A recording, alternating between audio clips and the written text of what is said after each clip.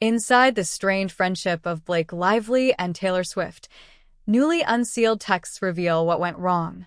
Newly unsealed text messages between Blake Lively and Taylor Swift, released in connection with Lively's ongoing legal battle with It Ends With Us co-star Justin Baldoni, offer a rare and candid look at how the longtime friendship between the actress and global pop superstar began to unravel. For years, Lively and Swift were regarded as one of Hollywood's closest celebrity friendships, frequently seen together at events and supportive of each other's personal and professional milestones.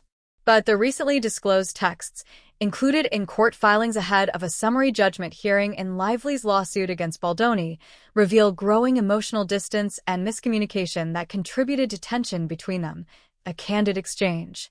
In one of the texts submitted to the court, Lively, who has been publicly locked in a legal fight with Baldoni over allegations including sexual harassment and retaliation, reached out to Swift with unusual emotional candor. She admitted that she felt like a bad friend because she had been so consumed with her own struggles that she only talked about my own S for months. Lively told Swift she didn't expect anything from her, but simply wanted to make sure everything was okay. Swift responded with sympathy, but also honesty.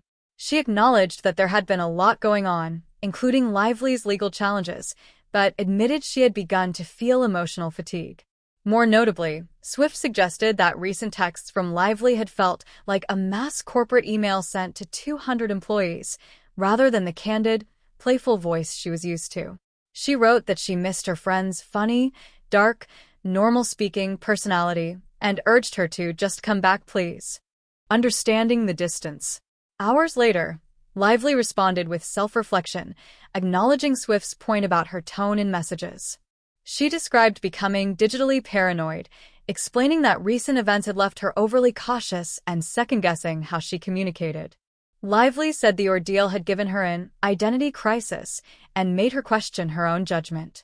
She also referenced other friendships that had faded during her legal struggle, leaving her feeling particularly isolated. In the texts, Lively also thanked Swift and apologized, not just to her, but to me and to our kids, underscoring the personal weight of the conversation, context, legal battle, and public narrative.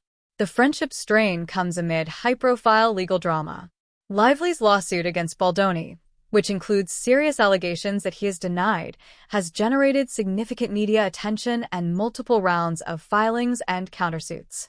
In a previous countersuit that was later dismissed, Baldoni's legal team included text excerpts allegedly from Lively that referred to Swift and husband Ryan Reynolds as her protective dragons.